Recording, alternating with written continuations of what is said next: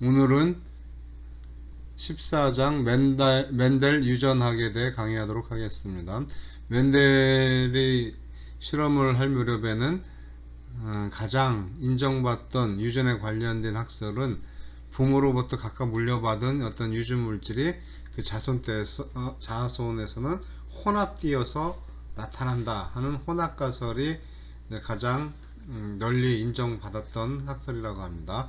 그리고 이러한 학설에 이제 반대되는 그런 입장을 견지하는 학설은 부모로부터 물려받은 그런 유전인자들이 혼합되는 것이 아니라 계속적으로 본질을 유지하고 있다가 다음 세대로 또 이렇게 전달이 된다 하는 입자 가설이 있었습니다. 멘델에 의해서 밝혀진 이러한 유전 법칙들은 결국 입자 가설 쪽을 이제 지지하는 그런 것으로 나왔다고 볼 수 있습니다. 이 단원에서는 멘델의 과학적 접근법을 알아보고 또 이러한 방법을 이용해서 밝혀진 두 가지 유전 법칙에 대해서 이제 간단히 살펴보도록 하겠습니다.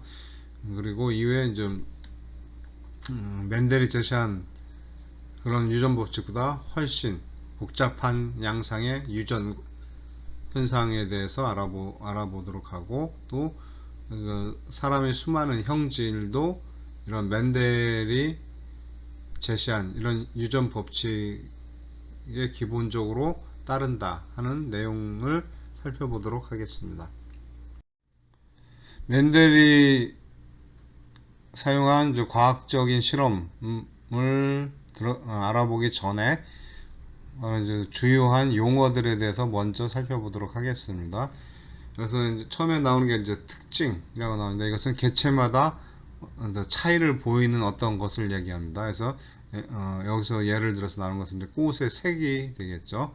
그 다음에 이제 형질이라는 것은 그 특징에 대한 각각의 변이, 즉 꽃의 색이 다른데 그럼 어떤 색이 있느냐 하는 것이 이제 형질이 되겠습니다.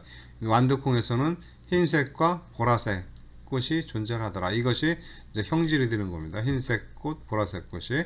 그 다음에 이제 순종이라는 개념이 있는데 이것은 자가수분에서 나온 종자가 그 다음 세대에서 또 그 다음 세대 이런 식으로 연속되는 세대들에서 계속적으로 같은 형질만 나타날 때 이를 순종이라고 한다 이렇게 되어 있습니다. 예를 들면 흰색 완두꽃을 자가 교배시켰을 때 그 다음 세대에 모두 흰색 꽃이 나오고 또 그 세대에 있는 완두콩을 다시 또 자가 수분 시켰는데 그 다음 세대에서 또 전부 다 흰색 꽃이 나온다. 그럴 경우는 이제 흰색 순종이라고 얘기를 할 수 있겠죠. 보라색도 마찬가지로 그러니까 연속된 세대를 계속 거칠 때 계속 모든 자손이 같은 보라색을 떼게 될 때 이것을 이제 보라색 순종이라고 얘기를 할 수가 있을 겁니다. 그리고 이러한 서로 다른 형질을 갖는 순종 간의 교배를 시켰을 때 이것을 잡종화라고 얘기를 하게 됩니다. 즉 이것에서는 완두콩 이제 흰색 꽃을 갖고 있는 완두콩과 보라색 꽃을 갖고 있는 완두콩의 순종끼리 교배를 시키는 것을 여기서는 좀 말하게 됩니다. 그리고 그럼 완두가 어떠한 장점이 있었는가 하는 것을 이제 간단하게 살펴보면은 완두는 다양한 변종이 있었다. 꽃의 색깔이 다른 것도 있고 또 뭐 꼬투리 모양이 다른 뭐 이런 형질도 있고 이런 식으로 해서 변종들이 좀 있었다 하는 겁니다. 그 다음에 세대 간격이 짧다. 즉 실험 결과를 빠른 시간 안에 알아볼 수 있다는 얘기가 되는 거죠. 그 다음에 한 번 교배에 많은 자손을 획득할 수 있었다. 이 이야기는 데이터를 많이 확보를 할 수 있다는 얘기니까 결국 그 정확한 비율을 알아내기가 쉬웠다라고 생각하면 되겠습니다.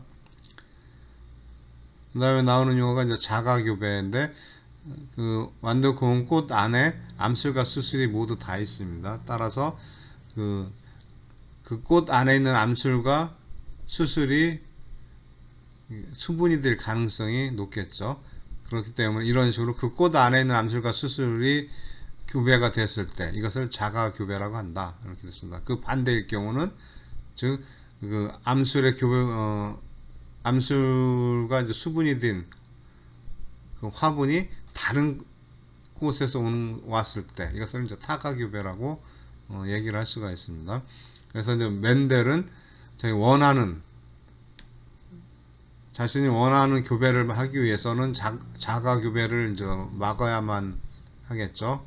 그래서 옆에 그림 14-2에 해당하는 것처럼 먼저 완두콩의 어린 수술을 이제 제거를 하고, 지금 여기서는 이제 보라색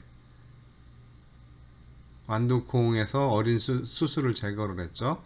그리고 그런 이런 보라색 꽃에 있는 암술에 흰색 꽃을 갖고 있는 그 완두콩의 수술에서 화분을 옮겨서 수정을 시켰습니다. 그래서 이렇게 그 교배를 시킨 이 세대를 갖다가 페어런트에서 나온 P 세대라고 얘기를 하고, 이때 만들어진 그 자손 세대를 F1이라고 얘기합니다. 그리고 F1을 자가 교배 또는 타가 교배를 시켜서 만들어진 그 다음 세대를 F2 세대라고 이런 식으로 이제 이름을 붙이게 됩니다. 그래서 멘델이 이러한 방식으로 실험을 해보니까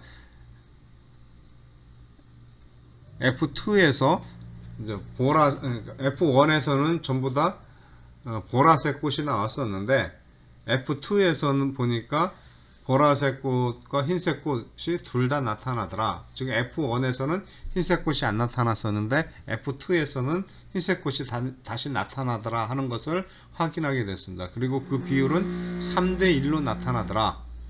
이제 흰색 꽃이 적게 나타났죠. 그래서 많이 나타나면서 F1 세대의 형질을 나타내는 것을 우성이라고 하고, F1 세대에서 가려져 있지만 F2 세대에서는 다시 나타나는 그 F1 세대에서 그 파괴되거나 제거되거나 또는 혼합되거나 하지 않고 그대로 F2에서 다시 흰색이 나타나는 것을 이제 확인하게 되는데, 이제 그래서 결국 이것은 뭐냐면 단지 그러니까 변하지 않고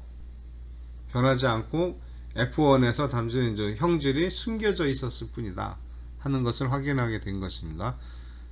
그래서 이것을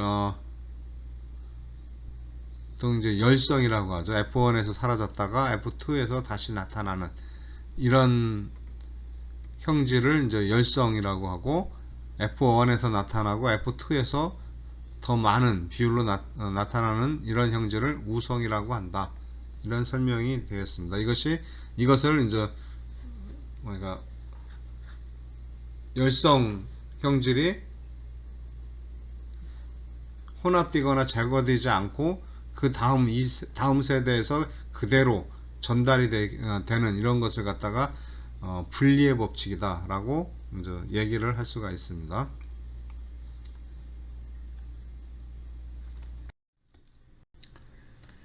앞에 슬라이드에서 설명한 실험을 통해서 멘델은 4가지 모델을 제시하게 됐습니다. 그래서 첫 번째가 여러 종류의 유전자 변이로 인하여 유전되는 형질이 다양하다. 그러니까 다른 형질이 존재한다. 이렇게 생각을 하면 되겠습니다. 그래서 예를 들어 꽃 색깔을 지정하는 유전자에 의해서 2가지 형질이 나타날 수가 있다는 거죠. 보라색과 흰색을 나타내는 형질이 형질이 존재한다. 이것이 되겠습니다. 이런 것을 갖다가 대립 유전자라고 한다. 그러니까 이러한 색을 띠게 만드는 그런 유전자를 대립 유전자라고 한다. 이런 내용이 되겠고, 그 다음 두 번째는 이러한 각 형질에 대하여 생물체는 그 부모로부터 각각 한 개씩 두 개의 대립 유전자를 물려받는다 하는 내용이 되겠습니다. 그리고 한 유전자 좌우에 두 개의 대립 유전자가 같을 경우는 상관이 없죠. 왜냐면은 둘이 같으면 결국 같은 일을 하게 되니까 상관이 없는데, 만약에 다를 경우는, 그럴 경우는 우성 대립 유전자가 그 생물체의 외형을 결정한다. 즉 F1 세대에서 우성인, 그러니까 대립 유전자가 다 있을 경우, 두 개의 대립 유전자가 다 갖고 있을 경우, 그때 우성인 대립 유전자가 생물체의 외형을 결정하고, 열성 대립 유전자는 외형에 별로 영향을 미치지 않는다. 이게 세 번째 내용이 되겠고, 네 번째가 이제 분리의 법칙입니다. 그런데 이렇게 두 개의 대립 유전자가 비록 F1 세대에서는 우성만 나타났지만, 이 F1에서 이제 다시 이제 배우자 세포를 만들 때는 이 대립 유전자가 각각 분리되어서 다음 세대를 위한 배우자 세포를 형성하게 된다. 이거 열성이 사라지거나 그런 것은 아니고, 또 열성과 우성 대립 유전자가 서로 혼합되거나 그러지 않고, 그냥 원래 상태, 자기가 갖고 원래 본연의 상태 그대로 있다가 각각 분리되어 다른 배우자 세포 안에 들어간다. 이런 내용이 되겠습니다. 이게 분리의 법칙이 되겠습니다. 그 다음에 이제 여기서 이제 또 몇 가지 용어가 나오는데, 동형 접합자라는 용어가 나오고 있습니다. 이것은 똑같은 대립 유전자를 갖고 있는 생명체를 말합니다. 그러니까 그 대립 유전자가 이 경우 보라색 꽃잎을 결정하는 유전자가 있고, 흰색을 결정하는 유전자가 있는데, 근데 이렇게 이제 흰색을 결정하는 유전자만 갖고 있거나, 또는 보라색을 결정하는 유전자만 갖고 있는 이런 것을 동형 접합자라고 하고, 이런 이 두 개, 그러니까 보라색을 결정하는 유전자하고 흰색을 결정하는 유전자가 이제 각각 하나씩 있을 때, 그러니까 서로 다른 대립 유전자를 갖고 있을 때 이것을 이형 접합자라고 한다. 그런 설명이 되겠습니다. 그 다음 이제 표현형이라는 이런 용어가 나오는데, 이것은 외형에서 관찰되는 형질을 말하게 됩니다. 그래서 그 F1에서 나타나는 표현형은 그 우성의 형질, 이 완두콩의 꽃의 경우는 이제 보라색만 나타나게 되겠죠. 이렇게 겉으로 나타나는 것을 표현형이라 한다. 이렇게 됐습니다. 그런데 이제 표현형을 보면은 지금 F2 세대에서는 분명히 우성이 이제 3, 열성이 1, 그래서 3대 1 비율로 나타난다고 그랬는데, 이것은 이제 겉으로 드러나는 모양만, 형질만 봤을 때 이렇게 이제 3대 1로 구분할 수 있지만, 유전자형으로 보면 좀 다르게 되겠죠. 유전자형으로는 그러니까 우성인 대립 유전자만 갖고 있는 것이 있고, 이게 한 가지 경우가 있죠. 그리고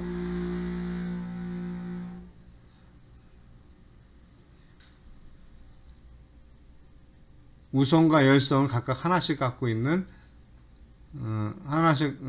이형 접합자가 이제 두 개가 있을 수 있고, 그 다음에 열성인 대립 유전자만 갖고 있는 것이 하나가 있을 수가 있죠. 그래서 비율을 봤을 때, 표현형으로 봤을 때는 3대 2로 나타낼 수 있지만 유전자형으로 나타냈을 때는 그러니까 우성 동형 접합자 1, 그 다음에 이형 접합자 2, 그 다음에 열성 동형 접합자 1. 그래서 1대 2대 1로 나타날 수가 있습니다. 그래서 표현형과 유전자형은 분명히 이제 다르게 나타날 수가 있는 거죠. 그렇지만 그 비율은 이제 같다라고 그러니까 비율은 한 가지 형질에 대해서는 표현형일 경우는 3대 1이 되고 유전자형일 경우는 1대 2대 1 이런 비율을 갖게 된다. 뭐 그런 설명이 되겠습니다. 이제 오른쪽 그림에서 14-4를 보면은 그래서 대립 유전자를 이제 설명을 하고 있죠. 대립 유전자는 상동 염색체에서 같은 곳에 존재를 하는데 근데 그 시퀀스를 보면은 어떤 특정한 부분만 그 시퀀스가 이제 달라지고 나머지는 동일한 그러한 DNA 구조물이다. 이렇게 이제 설명을 할 수가 있을 것입니다. 그리고 이렇게 이제 서로 다른 대립 유전자를 갖고 있는 이형 접합자일 경우 그러니까 우성인만 그 자기가 정보를 갖고 있는 그 색소를 만드는 효소를 여러 일련의 과정을 통해서 효소를 만들어내서 결과적으로 그 색소를 만들어내게 됩니다. 그래서 이제 이 완두콩의 경우에서는 이제 보라색을 갖게 되는 거죠. F1 세대에서. 그런데 열성인 경우는 그 열성 유전자, 대립 유전자가 갖고 있는 정보를 만들어낼 수 있는 그러한 효소가 이제 합성되지 않는다. 그래서 우성만 나타나게 된다. 뭐 그런 내용이 되겠습니다. 그런데 또 한 가지 여기서 또 생각해야 될 것은 이때 우성 유전자에 의해서 만들어진 색소가 그 꽃의 색을 결정할 만큼 충분한 양이 만들어질 경우에 이제 이렇게 되는 겁니다. 그랬을 때 이제 표현이 같아지는 거예요. 뒤에 나오겠지만 이제 이런 이렇게 충분하지 않은 그런 경우도 존재를 하게 됩니다. 그건 다음에 이제 설명하도록 하겠습니다. 그리고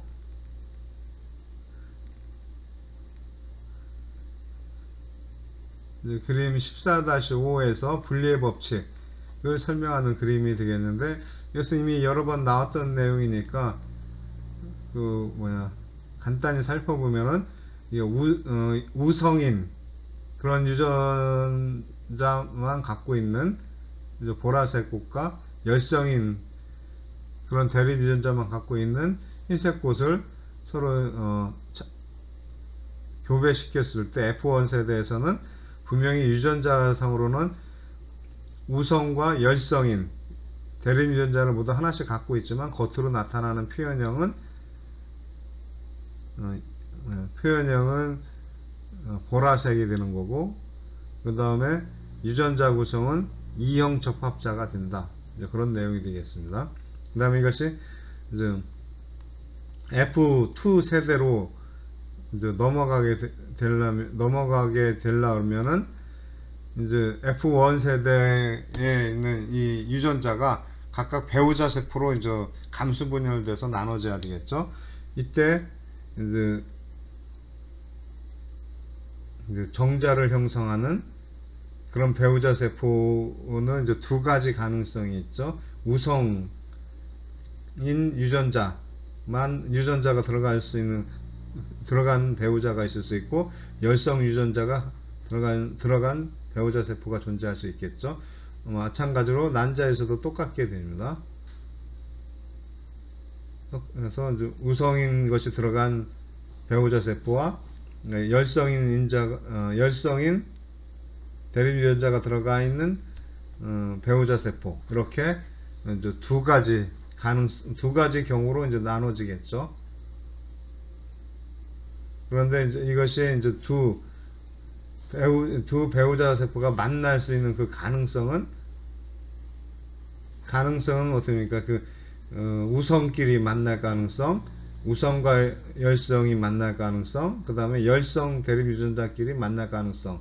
이렇게 유전자형으로 볼 때는 이제 세 가지형이 존재를 하게 되겠죠. 그래서 이때 비율은 1대 2대 1로 존재를 하게 됩니다. 그렇지만 표현형으로 보면은 이종 접합자의 경우도 열성은 나타나지 않고 우성만 나타나니까 그 비율은 이제 3대 1로 나타나게 된다 하는 것이 되겠습니다. 이렇게 다음 세대로 가기 전에 배우자 세포로 나눠질 때는 그 두 개의 그 대립 유전자가 각각 분리되어서 배우자 세포로 들어간다 하는 것이 이제 분리의 법칙이 되겠습니다. 그리고 이렇게 이제 사각형을 이용해서 대립 유전자가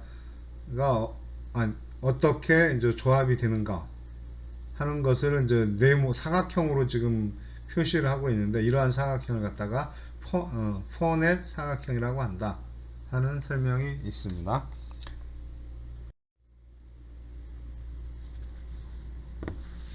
그리고 이 슬라이드에서는 이제 표현형 대 유전자형 비교를 하는 그림이 이제 나오고 있는데, 앞에서 이제 설명을 했었죠. 그 표현형으로 볼 때는 보라색이 F2 세대에서는 3개의 비율로 나타나고, 흰색은 1개의 비율로 나타난다 이렇게 되어 있습니다. 그런데 유전자형으로 할 때는 우성 동형 접합자가 하나, 이형 접합자가 둘, 그 다음에 열성 대립 유전자의 동형 접합자가 하나. 그래서 유전자형은 1대 2대 1로 존재한다. 그런 설명이 되겠습니다. 그 다음에 이제 검정교배라는 말이 나오고 있는데, 유전자형을 모르는 생명체와 열성의 동형 접합자를 교배시키는 것을 갖다 검정교배라고 합니다. 그럼 검정되는 내용은 무엇이냐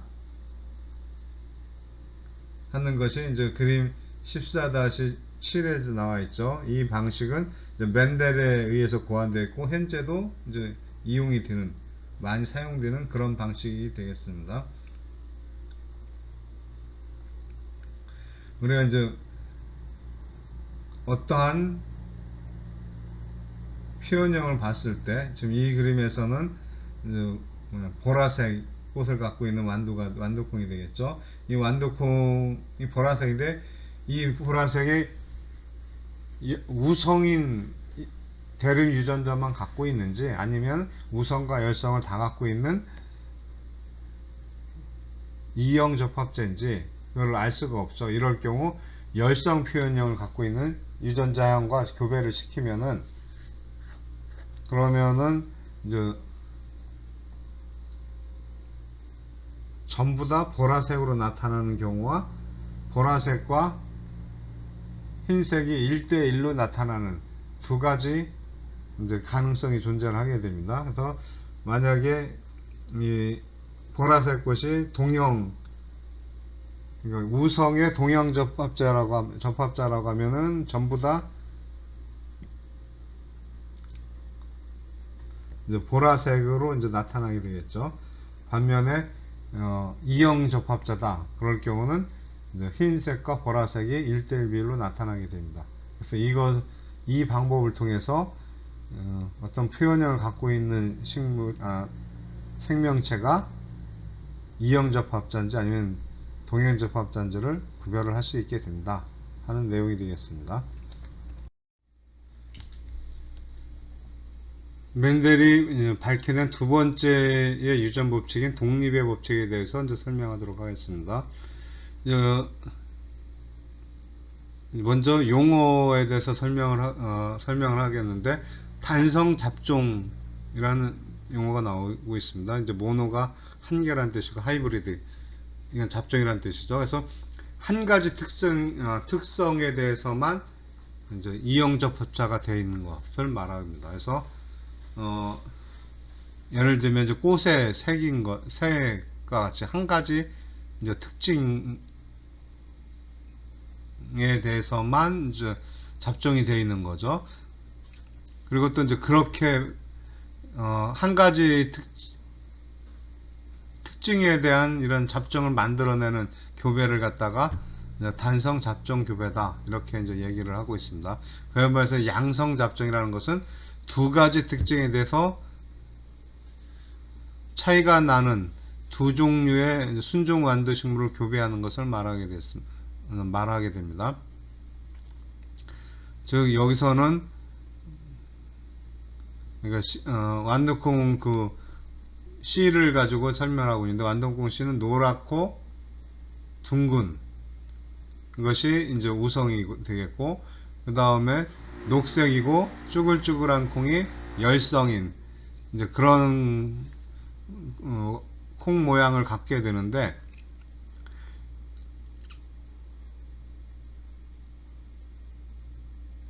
이런 두 가지 특성이 이제 똑같이 자손에 전달되는지 아니면은 이게 이제 각각 독립적으로 전달이 되는가 하는 것을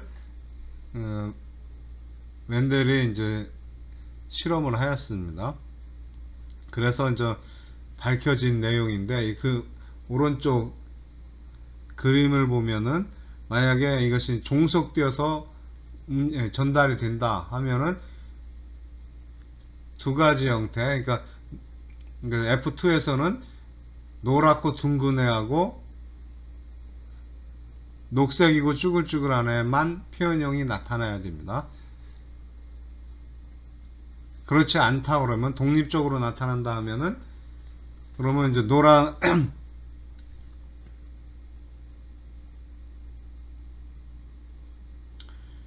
노란색과 녹색, 이게 이제 대립 유전자가 되겠죠. 그 다음에 둥근 것과 쭈글쭈글한 이러한 대립 유전자가 각각 어떻게 전달이 되는가 하는 것을 실험적으로 보니까 이제 오른쪽처럼 나타났다고 되어 있습니다. 그래서 둘 다 우성인 둥글고 노란색인 이런 표현형이 존재하고, 그 다음에 노란색이면서 쭈글쭈글한 표현형, 그 다음에 녹색이면서 둥근 표현형, 그 다음에 녹색이면서 쭈글쭈글한 표현형, 이렇게 네 종류의 표현형이 나타나더라 하는 것을 확인할 수가 있습니다. 그리고 그거에 대한 비율이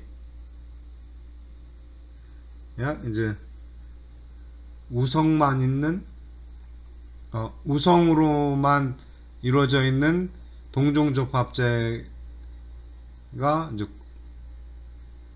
9개가 있고, 근데 하나는 우성, 하나는 열성인 대립 유전자를 갖고 있는 그런 케이스가 이제 이때 표현형이 두 가지가 존재하죠. 그러니까 노랗고 쭈글쭈글한 애하고 녹색이면서 둥근 애.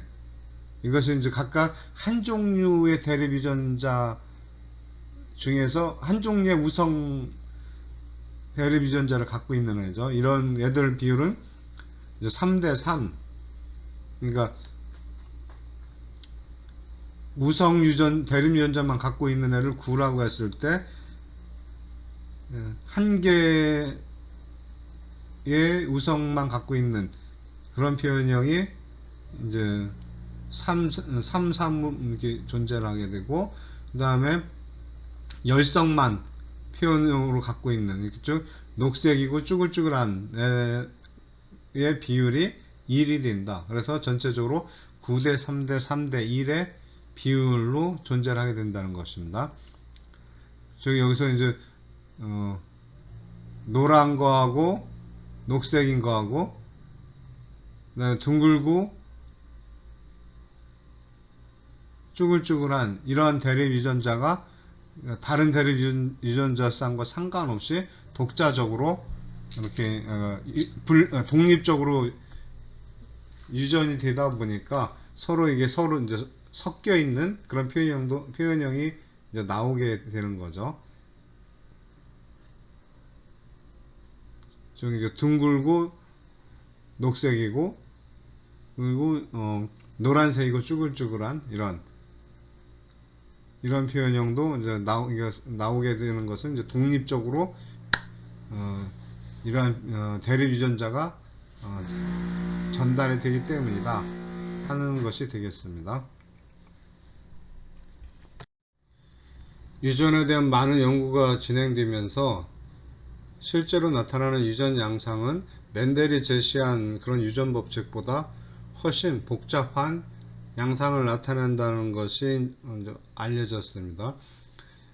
이 교재에서는 이제 크게 두 가지 유형으로 이제 또 구분을 했는데, 첫 번째는 이제 한 개의 단일 유전자가 이제 복잡한 양상을 보여주는 것 하고, 두 개 이상의 유전자가 한 가지 표현형에 관여하는 경우, 이렇게 두 가지 경우로 이제 나눠서 설명을 하고 있는데, 일단 이 슬라이드에서는 한 개의 단일 유전자에 대한 여러 가지 그 복잡한 양상을 설명을 하고 있습니다. 그리고 앞에 크게 두 가지 유형으로 나눴다고 하지만 이것들이 원래 멘델이 제시한 단순한 법칙보다는 복잡하게 나타나고 있긴 하지만 기본적으로는 멘델이 제시한 분리의 법칙과 독립의 법칙이 밑바탕이 된다는 것은 변함이 없기 때문에 보통 이러한 복잡한 유전 법칙을 그러니까 별개의 이렇게 별개로 이제 나누지 않고 크게 봐서 멘델 유전학의 이제 확장이다, 이런 개념으로 이제 설명을 하고 있습니다. 첫 번째 나와 있는, 그러니까 이 슬라이드에서 설명하고 있는 한 개의 단일 유전자에 의해서 여러 이제 나타나는 복잡한 양상을 다시 또 이제 세 개의 그룹으로 또 설명을 하고 있습니다. 첫 번째가 이제 우성의 정도가 생명체마다 다를 수 있다 하는 것하고, 그 다음에 대립 유전자가 한 개가 아니라 여러 개 있을 수 있다. 그러니까 그 한 개의 로커스에 여러 개의 대립 유전자가 존재할 수 있다는 복대립 유전자라고 좀 나와 있죠, 2번에. 그리고 또 한 가지는 하나의 유전자가 한 개의 표현형에만 영향을 주는 게 아니라 다른 어떤 곳에도 영향을 줄 수가 있다 하는 그렇게 이제 세 가지 경우를 또 이제 설명을 하고 있습니다.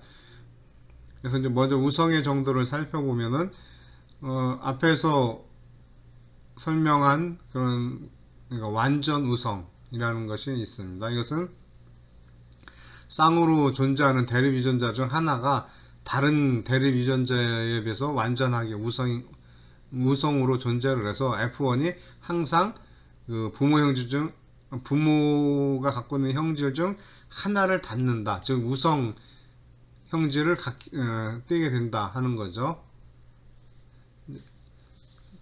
이제 이러한 경우 앞에서 알아본 바와 같이 이제 이형 접합자와 우성 동형 접합자가 구별되지 않게 됩니다.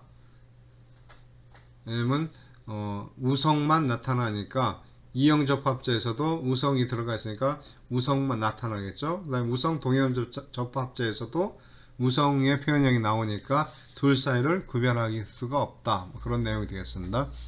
그 다음에 불완전 우성인 것은 뭐냐면 두 대립 유전자 중에 어느 것도 완전 우성이지 않으면은 F1은 중간 형질을 갖게 된다 하는 내용이 되겠습니다. 그림 14-10을 보면은 흰색 꽃과 녹색 꽃이 이제 교배가 되는데 분홍색 꽃이 나왔죠. 이제 금어초라고 완두콩이 아니라 이제 다른 꽃입니다.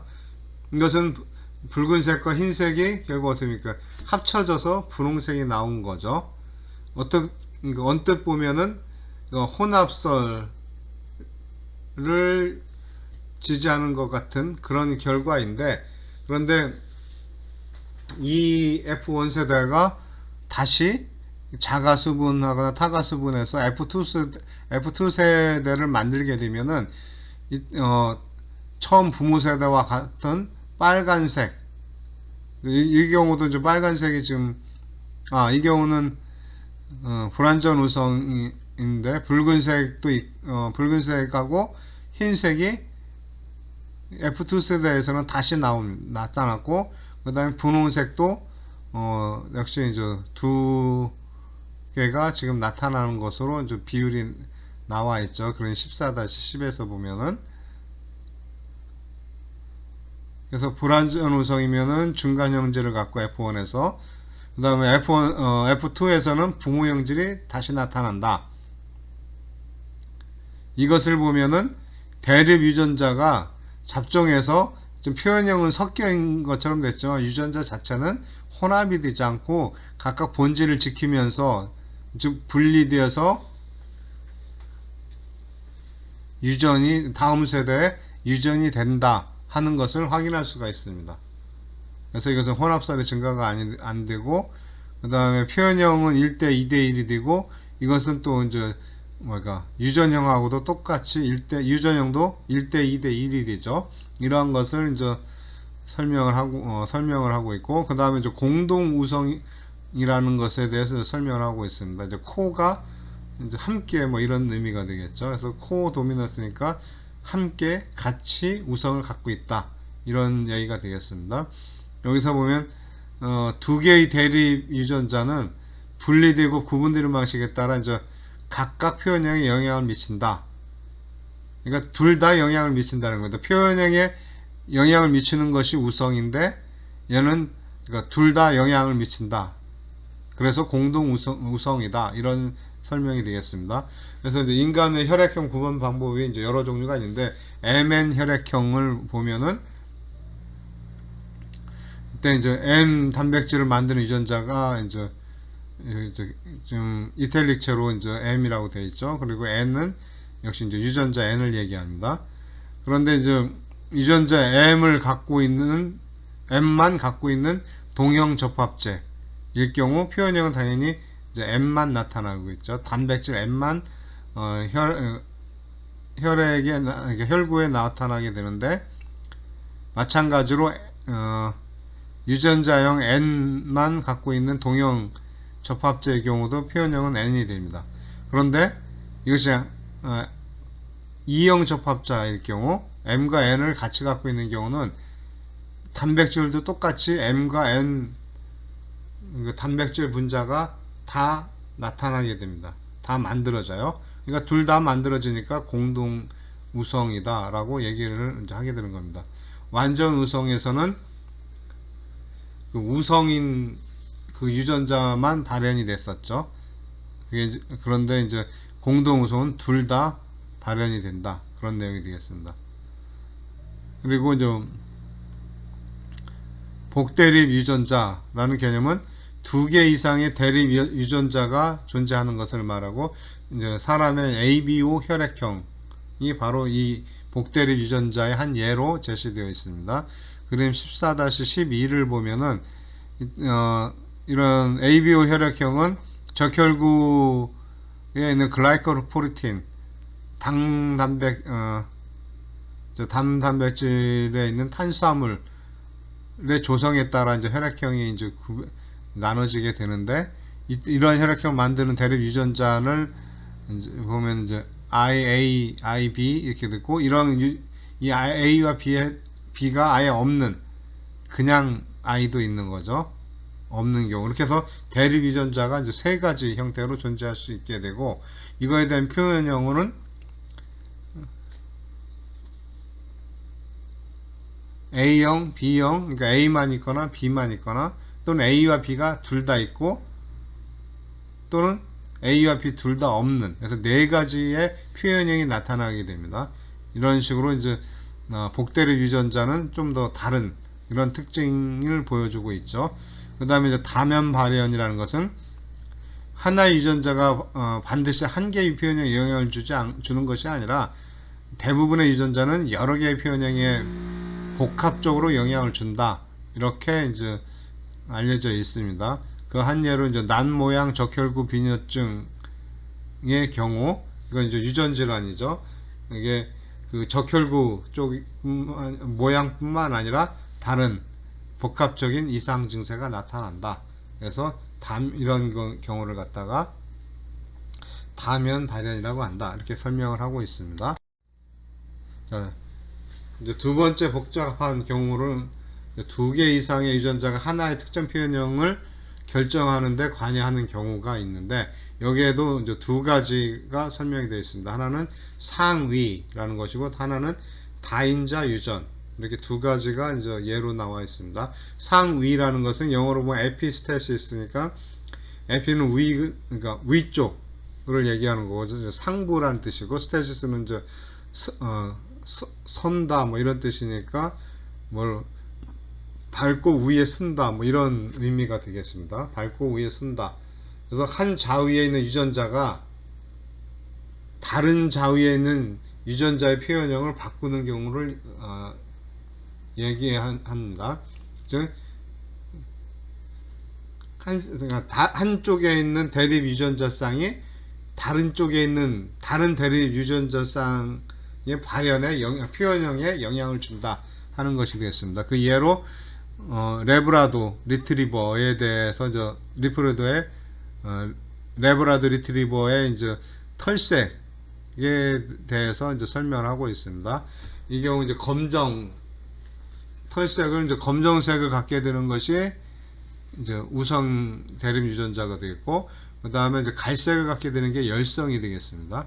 그런데 이런 검정색, 갈색을 갖고 있는 유전형 그런 이 대립 유전자는 아닌데, 털에 색소가 침착되게 하느냐 그렇지 못하게 하느냐 하는 또 다른 대립 유전자가 존재를 하게 됩니다. 그래서 털에 침착이 되게 하는 그런 유전자가 이제 라지 2가 이제 표시로 되어 있죠. 라지 2로. 그리고 침착이 이제 우성 2, 스몰 2는 우성이 아니죠. 열성 2가 되겠죠. 이것은 이제 색소 침착이 안 되게 하는 그런 유전자, 그런 대립 유전자인데, 근데 이 대립 유전자만 갖고 있는 동형접합자의 경우, 즉 열성인 대립 유전자만 갖고 있는 이런 동형접합자의 경우는 털색에 관여하는 대립 유전자와 상관없이 노란색을 띠게 된다. 그러니까 어떠한 털색도 침착이 되지 않게 되니까 노란색을 띠게 된다. 이런 얘기가 되겠습니다. 또 이것으로 알 수 있는 것은 색소가 침착되느냐 안 되느냐 하는 이것을 결정하는 대립 유전자 쌍이 그러니까 털색 자체를 결정하는 대립 유전자 쌍보다 더 상위에 있다 하는 것을 알 수가 있죠. 그러다 보니까 검은색, 그러니까 우성인 검은색하고 열성 이제 갈색이라고 표시를 했는데, 또 다른 표현을 또 썼네요. 초콜릿색으로도 이제 표현을 이제 하고 있습니다. 그다음에 이제 침착이 안 됐을 경우 나타나는 노란색, 이렇게 이제 표현형이 세 가지가 나타날 수가 있고, 이것은 이제 비율을 보면 9대 3대 4가 된다 이렇게 되어 있습니다. 근데 이것을 보면 노란색이 띄는 경우, 노란색은 그러니까 열성인 색소 침착에 대해서 열성인 접합자를 갖고 있지만, 이것이 있으면은 그게 이제 검정색을 띠는 유전자가 있든 그 다음에 초콜릿색을 띠는 유전자가 있든 상관없이 전부 다 노란색으로 변하게 되겠죠. 그렇기 때문에 이것은 만약에 이렇게 노란색을 띠는 애들 유전형으로 또 구별을 해서 검은색 애하고 검은색 대립 유전자를 갖고 있는 애하고, 그 다음에 초콜릿색 대립유전자를 갖고 있는 애의 비율을 또 구분을 하면은 3대 1이 될 것입니다. 그래서 결과적으로 이 9대 3대 4라는 것은 9대 3대 3대 1의 이제 변형이라고 볼 수 있을 겁니다. 그 다음에 다인자 유전에 대해서 이제 설명을 하면은 먼저 양적 형질이라는 용어가 나옵니다. 이것은 이제 사람의 피부색이나 키처럼 명확하게 구별되는 형질이 아니라 딱 두 개, 뭐 흰색, 검은색 이런 식으로 명확하게 구별이 되는 게 아니라 집단에 따라 연속적으로 다양하게 나타나는 것을 얘기합니다. 흰색, 회색, 회색도 밝은 회색, 중간 회색, 어두운 회색, 검정색 뭐 이런 식으로 어떤 그 연속적으로 전이 되는 이러한 형질이 나타나는 그런 것을 이제 다인자 그런 것을 이제 양적 형질이라고 얘기하고, 다인자 유전이라는 하는 것은 하나의 표현형 특징에 대하여 두 개 이상의 유전자가 누적적으로 영향을 미치는 경우를 말하고 있습니다. 그 예로 그러니까 사람의 피부색을 결정하는 이런 유전자들에 대해서 이제 설명을 하고 있습니다. 그림 14-13을 보면은 그러니까 피부색을 결정하는 유전자가 하나가 아니라 지금 세 개가 제시되어 있죠. 이제 우성인 ABC, 이제 대문자로 쓰는 ABC가 우성이고, 또 열성인 ABC는 이제 소문자로 표시가 되어 있죠. 어쨌든 색을 결정하는 유전자가 이렇게 이제 ABC 세 개가 존재를 하는데, 이때 이제 열성인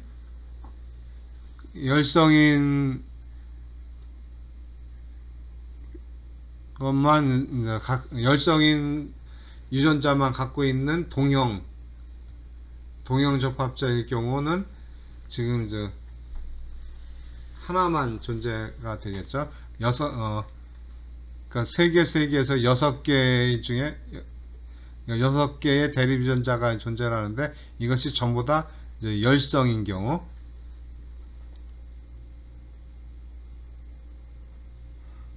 그리고 이제 하나가 되겠고, 그 다음에 이제 색깔의 거기는 이제 색깔의 이제 진하기는 여기서 그러니까 우성을 갖게 해주는, 우성을 갖게 만드는 대립 유전자가 몇 개가 존재하느냐에 따라서 이게 피부의 색이 점점 더 진하게 된다 하는 것을 보여주고 있습니다. 여기서 보면, 이 그림에서 보면은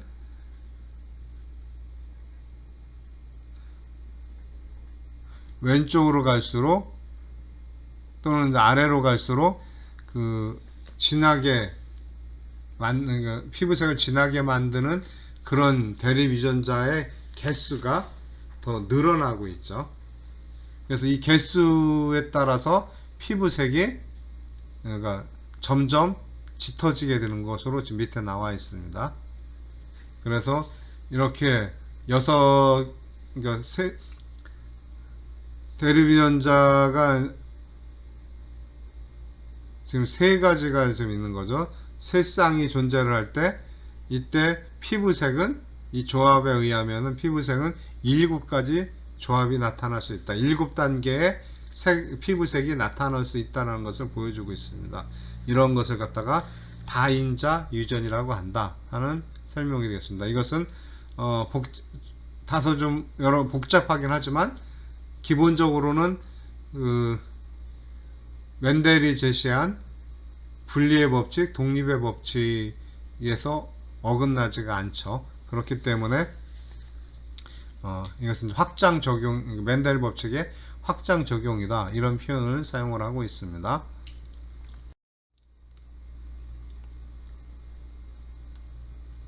다음은 이제 사람의 형질과 이제 멘델의 유전이 이제 어떻게 이제 관련 지을 수 있는가 하는 것을 이제 설명을 하고 있습니다.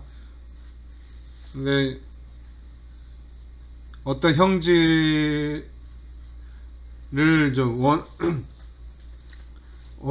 얻기 위해서는 인위적으로 이제 짝짓기를 시켜야 되는데 사람의 경우는 그렇게 할 수가 없죠. 그렇기 때문에 유전학자는 그러니까 자기가 계획한 대로 어떤 짝짓기 프로그램을 갖는 것이 아니라 이제 이미 그러니까 이루어진 결혼 결과를 가지고 이제 분석을 하게 되는 겁니다. 그래서 특정 형질에 대한 한 가족의 역사에 대한 정보를 쭉 수집해서 가계도를 만들어서 그것을 분석을 하게 되는 겁니다.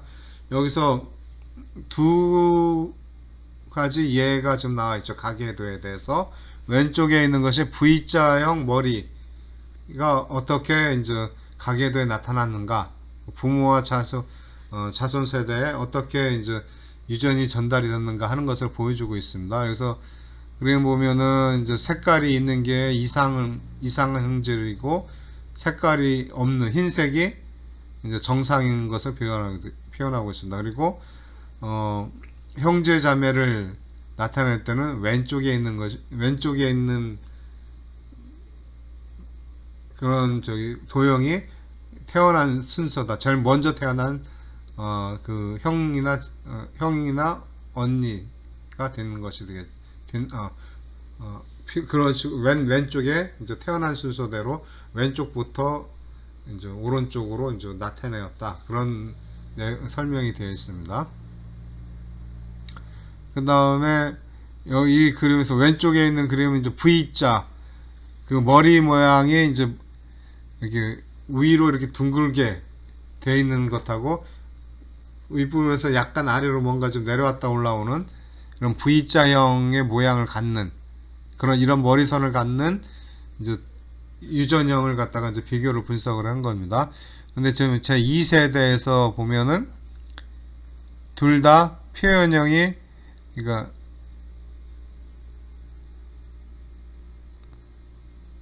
V자형인 사람이 이제 만나서 결혼했죠. V자형의 머리선을 갖고 있는 사람이 이제 2세대에서 만나서 결혼해서 자매가 태어났어요. 그런데 그 자매의 그 머리선을 보니까 한 명은 V자형이고 한 명은 V자형 머리선이 이제 안 나타나더라 하는 것을 알 수가 있습니다.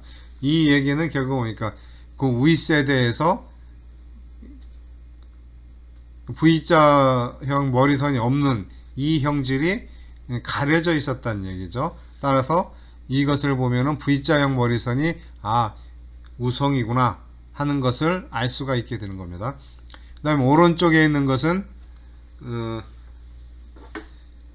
PTC라고 하는 그런 화학약품에 대해서 맛을 느낄 수가 있는지 또는 맛을 느낄 수가 없는지 하는 것을 이제 가계도를 통해서 좀 본 것이 되겠습니다.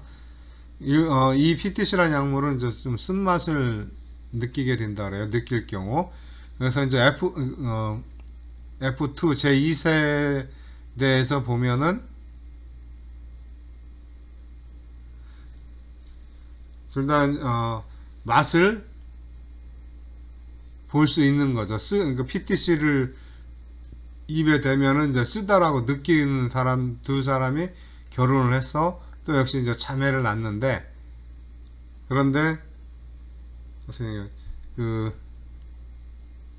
느끼지 않는 사람이 나타났어요. 그 얘기는 느끼지 않는 사람이 그 윗세대에서는 가려져 있었으니까 느끼지 않는 사람이 이제 그러니까 PTC에 대해서 맛을 못 느끼는 사람이 이게 이제 열성 유전이구나 하는 것을 이 가계들을 통해서 이제 알 수 있게 됩니다. 다음 이제 열성 유전병에 대해서 이제 설명하도록 하겠습니다. 일반적으로 유전병 중에서 상당히 그 치사성이 높은 이런 유전병들은 열성 유전병일 경우가 많죠. 열성 대립 유전자가 어떻게 유전에서 이제 움직여지는가 하는 것을 이제 설명을 하고 있습니다. 유전병을 일으키는 대립 유전자는 기능을 못하는 단백질을 생산하거나 아니면 아예 특정한 단백질을 생성하지 못하는 이제 그러한 대립 유전자가 되겠습니다. 네, 열성 유전병의 이제 2형 접합자일 경우는 표현형은 정상적인 표현형을 갖게 됩니다. 이 경우 정상적인 한 개의 대립 유전자가 충분한 양의 그 특정한 단백질을 생성하기 때문에 그 정상적인 표현형을 갖게 된다라고 생각을 할 수가 있습니다. 그렇지만 이 경우 이제 열성 대립 유전자를 갖고 있기 때문에 이 열성 대립 유전자를 자손에게 전달을 할 수가 있게 됩니다. 그래서 이런 경우 이제 보인자라고 한다. 그런 설명이 책에 나와 있고, 그리고 이제 이런 경우는 이제 열성 동형 접합자일 경우에서만 유전병이 나타난다 이렇게 되어 있습니다. 그리고 그 한 예로 이제 백색증이라는 그런 유전병이 나와 있는데, 이것은 알비노이디즘 해가지고, 알비노라고 보통 우리가 알고 있죠. 알비노라는 것은 유전적 요인에 의해서 멜라닌 색소가 결핍되는 것이 결핍되어서 여러 가지 이제 피부 색소가 좀 부족한 그런 양상을 보이는 것이 되겠습니다. 지금 그림 14-16 오른쪽 위에 있는 그림이 되겠죠. 여기서 보면은 자매처럼 보이는데 오른쪽에 있는 자매는 뭔가 좀 투명해 보이는 듯한, 머리도 색이 없고, 그 다음에 눈동자나 이쪽에도 보면은 그 명확한 색이, 그러니까 검은색이 상당히 없는 뭐 그런 모습을 보여주고 있습니다. 그래서 이제 이런 형태가 이제 백색증이 되겠고,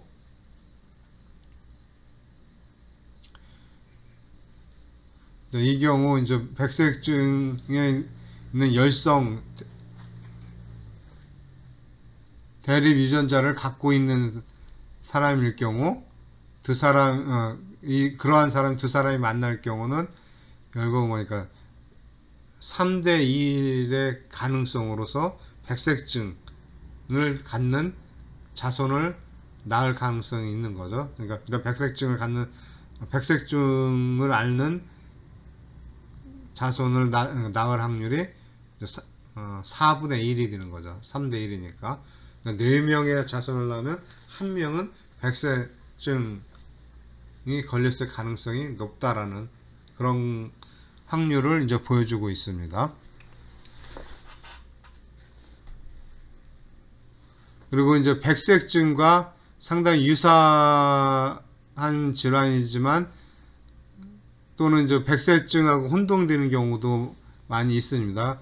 이러한 질환으로 이제 백반증이라는 것이 있는데, 이것은 이제 유전적 요인이 아니라 체내 면역 세포가 정상적인 멜라닌 피부 색소를 이물질로 인식해서 이제 파괴하기 때문에 생기는 피부 질환이 되겠습니다. 이 경우 그 피부의 어떤 특정한 부위만 그 색소가 부족해서 이제 그 부위만 좀 하얗게 되는 거죠. 그래서 이러한 백반증을 앓은 아주 유명인이 한 명 있죠. 그분이 이제 마이클 잭슨이라고. 그래서 이제 이분은 그것을 가리기 위해 이제 흰색으로 화장을 많이 했기 때문에 그것을 알지 못하는 다른 흑인들이 굉장히 비난을 많이 하기도 했었습니다. 그런데 그러니까 본인이 이제 백인처럼 되고자 하는 거 아니냐, 뭐 이런 식으로 해서 흑인들한테 많은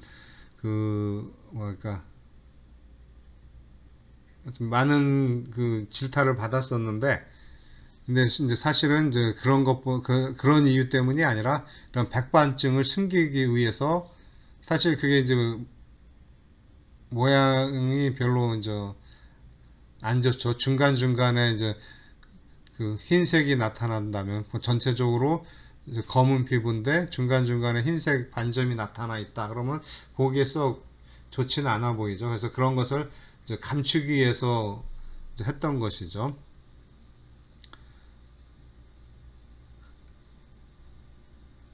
그다음에 이제 유전병을 유발하는 그 열성 대립 유전자는 사실 흔하지가 않다라고 하면은, 그러면은 이제 두 명의 보인자가 만나서 결혼하는 경우는 아주 드물게 됩니다. 그렇기 때문에 이런 식으로 이제 열성 유전병을 갖는 자손을 낳을 가능성이 상당히 확률이 적어지게 되는 거죠. 그렇지만 이제 근친이라 그러면은 조상이 같기 때문에 열성 유전자를 똑같이 갖고 있을 가능성이 많죠. 그렇기 때문에 열성 유전자를 물려줄 확률이 높아지니까 결국 그런 열성 유전병을 갖게 될 가능성이, 그러니까 자손 중에 갖게 될 가능성이 굉장히 높아지게 됩니다. 바로 이제 이러한 이유 때문에 이제 근친을 이제 좀 피하는, 아주 거의 원시 시대부터 거의 본능적으로 근친을 이제 피하는 이런 양상이 이제 문화적으로 이제 남아 있게 되었다라고 이제 생각을 이제 하고 있습니다. 그다음에 두 번째가 이제 낭성 섬유증, 또는 영어로는 시스틱 파이브로시스라고 하는데, 낭성 또는 낭포성이라고도 얘기를 합니다. 낭포성 섬유증, 막횡단 전도 조절 유전자, 이걸 약칭해서 그러니까 CFTR이라고 하고, 그 전체 풀네임으로는 시스틱 파이브로시스 트랜스멤브레인 컨덕턴스 레귤레이터, 이렇게 이제 이름이 붙여져 있습니다. 얘가 하는 것은 뭐냐면 그러니까 멤브레인을 관통하는 이제 단백질인데, 기본적으로 컨던덕스니까 뭔가 그 전하를 움직이게 해주는 거죠. 그래서 얘는 클로라이드 이온을 이동시켜주는 그런 역할을 합니다. 그런데 이제 이런 유전자의 이제 돌연변이로 인해서 그 어떤 열성 유전자란이 이제 만들어지게 되는데, 이거 낭성 섬유증 질환을 갖고 있는 사람은 유럽계 백인 혈통에서 약 2,500명당 1명 정도로 발생을 한다고 그래요. 그러면 2,500명당 1명이면은 굉장히 높은 비율입니다. 그래서 백인들한테는 굉장히 흔한 병이에요. 그래서 여러분들이 아마 그 생명공학이나 생물학 관련 책을 이제 보게 되면은, 바로 이제 시스틱 파이브로시스는 아주 여러 번 나온다는 것을 이제 알게 될 겁니다. 실제로 논문이나 이런 것도 찾아보면은 이것에 대한 연구가 굉장히 많습니다.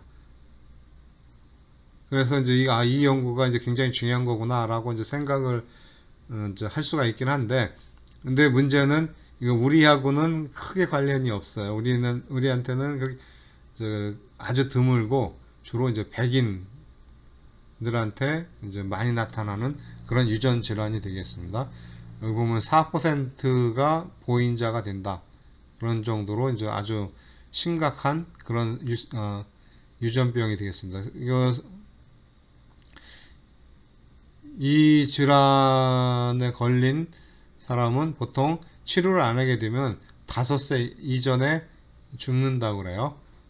그만큼 아주 치명적인 유전 질환이기 때문에 연구도 굉장히 많이 되었어요. 그래서 현재는 약 절반 이상이 30대 이상까지도 이제 생존하더라 하는 것이 되겠습니다.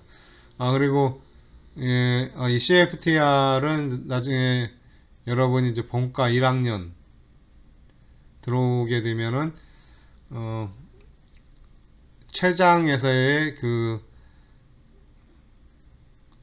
바이카보네이트 분비 기전에서 한번 또 이제 공부를 하게 될 겁니다. 또 다른 열성 유전병의 한 예로 이제 난 모양 적혈구 빈혈증, 이러한 예가 나와 있는데, 이것은 시클인 낫이라는 뜻이에요. 이제 모양 자체가 지금 그림 14-17에서 보이는 것처럼 모양 자체가 이제 난 모양으로 되어 있습니다. 그리고 이러한 유전 질환은 아프리카계 미국인, 즉 미국에 있는 흑인 중에 약 10%가 이러한 질환을 이제 갖고 있다고 그래요. 그러니까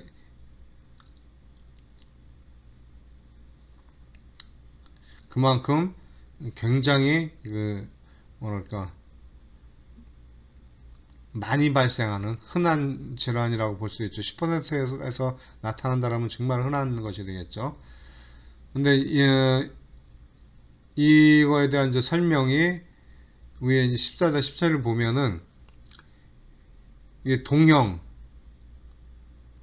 접합체, 그러니까 둘 다 남모양 대립 유전자를 갖고 있을 경우는 굉장히 이제 뭐랄까 산소 전달도 잘 안 되고 또 다음에 이것이 서로 응집이 굉장히 잘 됩니다. 그래서 그 혈관을 막는 경우가 많아요. 그러면 조직에 산소 공급이 잘 안 되겠죠. 그래서 뭐랄까 굉장히 좀 빈혈이나 통증 이런 것들이 잘 나타나고 기본적으로 혈액 공급이나 이런 것이 혈액 그다음에 뭐 산소 공급 이런 것이 원활하지 않으니까 굉장히 허약 체질이 되겠죠. 그리고 뭐 하여튼 상당히 좀 몸이 굉장히 안 좋은 상태로 지내게 됩니다. 근데 만약에 이제 이게 동형 접합체가 아니라 이형 접합체로 가질 경우, 즉 남모양 세포 대립 유전자와 정상 대립 유전자가 이제 같이 있을 경우는 그러면 이제 이것이 이제 각각 발현이 된다고 되어 있습니다. 그래서 남모양 적혈구도 나오고 그다음에 정상 적혈구 세포도 이제 만들어지게 됩니다. 그러면은 어느 정도, 그러니까 혈중 산소가 이제 아주 낮을 때는 이것도 문제가 이제 될 수가 있겠죠. 아무래도 산소 공급량이 이제 산소 공급 능력이 떨어지니까 문제가 될 수 있긴 한데, 그런데 이렇게 불량 유전 질환이 왜 이렇게 많이 발현이 되게 됐을까? 그러니까 무려 흑인의 10%씩이나 이러한 질환이, 그러니까 이렇게 뭐랄까 산소 공급 능력을 떨어뜨리는 이러한 빈혈증을 갖고 있는 이런 유전 질환이 이렇게 높은 빈도로 나타나게끔 진화가 됐을까 하는 거죠. 그렇게 그것은 바로 이제 말라리아 때문이다, 이렇게 이제 알려져 있습니다. 그래서 이런 난 모양 적혈구는 산소 공급 능력에 있어서는 문제가 많지만 그 말라리아는 적혈구 안에서 이제 살죠. 그런데 이제 난 모양은 이제 여기에 되게 강하다고 되어 있습니다. 그래서 말라리아가 많이 있는 이런 지역에 사는 사람들은 여기에서 그러니까 저항하기 위해서 난 모양 적혈구 형질이 이제 나타나게 됐다, 이렇게 이제 생각을 하고 있습니다.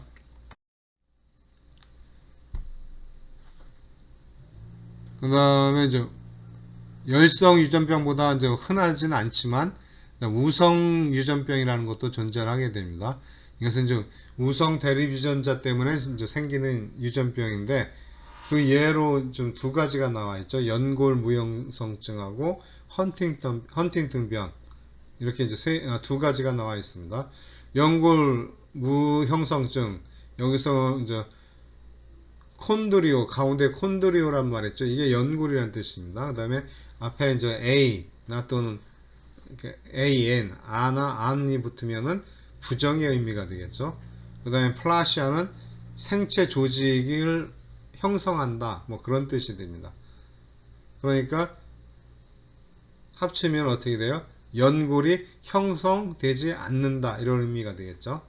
그러니까 말 자체가 콘드로 플라시아 하면 연골이 형성되지 않는 증상, 이렇게 이제 의미를 갖게 되는 겁니다. 그래서 우리말로도 그대로 연골 무형성증, 이렇게 이제 번역을 해놓고 있어요. 그래서 이것은 이제 외소증의 한 형태고 인구 25,000명당 한 명꼴로 나타난다, 이렇게 되어 있습니다. 그리고 이 이형접합자에는 외소증을 나타난다. 여기서 이제 오른쪽에 있는 그림 보면은 14-10을 보면은 연골 무형성증이면서 의사인 어떤 한 분의 그림이 좀 나와 있죠. 그런데 이제 이런 연골 무형성증이 우성으로 유전이 된다 하는 것이 이제 설명이 되어 있습니다. 왜냐면 이분의 이제 부모를 보면은 한 분은 정상이고 한 분은 이제 외소증이었는데, 근데 이제 뭐니까 본인이 이제 외소증이 됐으니까 결국은 외소증 대립 유전자가 이제 우성이라는 것이 되겠죠. 그러면은 이게 우성이면은 그러니까 많은 사람이 외소증이야 될 것 같은데, 근데 실제로는 비율이 그렇게 많지는 않죠. 그럼 왜 그런 현상이 일어날까? 그것은 바로 열성 대립 유전자의 빈도가 우성 대립 유전자의 빈도보다 훨씬 더 많기 때문이다 하는 설명이 나와 있습니다. 그러다 보니까 우성하고 만날 가능성이 이제 상대적으로 이제 적게 되겠죠. 그리고 이제 그 헌팅턴병이라는 게 있는데, 이것은 신경 퇴화가 일어나는 아주 치명적인 이런 질환이 되겠습니다. 근데 이제 이렇게 치명적인 유전 질환 같은 경우는 보통 성인이 되기 전에 이제 죽기 때문에 그 다음 세대에 그 이런 유전자가 전달이 되질 않게 됩니다. 그런데 이 헌팅턴병 같은 경우는 치명적이면서도 약 그 첫 증상이 35에서 45세 정도에 나타난다고 합니다.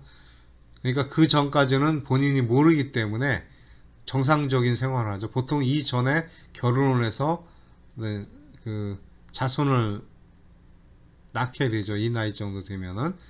그러니까 이미 다음 세대에 이 유전자가 전달될 다음에 본인이 이제 이러한 유전병을 갖고 있다는 것을 알게 되는 거죠. 그리고 이제 이렇게 이제 신경계 퇴화가 시작되면은 이제 되돌릴 수 없고 이제 치명적이게 되는데, 미국 내에서 약 10,000명당 1명꼴로 이런 질환이 나타난다 이렇게 되어 있습니다. 그런데 이러한 헌팅턴병 같은 경우 지금은 DNA 검사로 증상이 발현되기 전에 이미 확인이 가능하다 이렇게 됐습니다. 그래서 집안에 헌팅턴병 가족력이 있다 그러면은 미리 검사를 해서 나도 이 유전자를 갖고 있구나 하는 것을 알 수가 있습니다. 근데 문제는 이게 돌이킬 수가 없기 때문에 이것은 미리 안다는 것이 과연 좋은 것인가? 여기에 대한 좀 그러니까 좀 다른 생각이 있을 수가 있죠. 뭐 미리 알고서 그러니까 거기에 맞춰서 이제 살 수 있다. 뭐 이런 것도 있고, 또 본인이 이제 그런 유전자를 물려주지 않기 위해서 이제 자식 계획, 2세 계획을 이제 다르게 설정을 할 수도 있는 거죠. 본인이 있다 그러면, 이런 질환을 갖고 있다 그러면. 또 한편으로는 이걸 알고 있으면 그 이후의 생이 얼마나 힘들겠냐 하는 그런 생각을 할 수가 있을 것입니다. 그래서 이 부분은 도덕적으로는 좀 약간 좀 상충되는 의견이 있을 수 있다 하는 것을 이제 알고 있으면 되겠습니다. 그 다음에 이제 다인성 유전병이라는 것이 있습니다. 이것은 심장병, 뭐 당뇨병, 암, 조울증 이런 여러 가지 많은 질환들이 보통 유전과 관련이 있습니다. 그런데 어떤 딱 한 진에 의해서 이런 질환이 걸린다 하면은 뭐 쉽게 판단이 될 수 있는데, 대부분은 그러니까 한 진이 아니라 여러 종류의 여러 개의 진과 관련이 있습니다. 거기다 플러스 유전자뿐만 아니라 그게 환경의 영향도 받습니다. 그러니까 다양한 진과 아울러 환경적 요인까지 합쳐져야 이러한 질환이 이제 발생이 되는 거죠. 그래서 이제 생활 습관은 유전자형과 상관없이 표현형에 영향을 미칠 수 있다.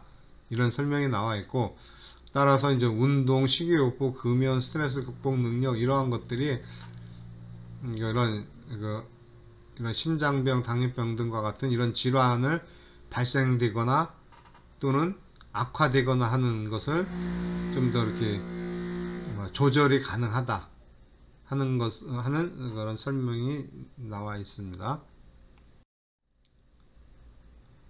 그다음에 이제 마지막으로 이제 유전 검사와 이제 상담에 대해서 이제 설명이 되어 있는데, 네 가지 경우가 좀 나와 있죠. 일단 멘델 유전학과 확률 법칙에 의해 그 확률적인 그런 가능성을 갖고서 이제 상담을 하는 것이 있습니다. 그러니까 우리 집안에 이런 유전 질환이 있다. 그러면 나한테도 혹시 이런 게 있을 수 있지 않느냐 하는 그런 생각을 할 수 있겠죠. 그래서 이제 검사를 받을 수 있는 거고,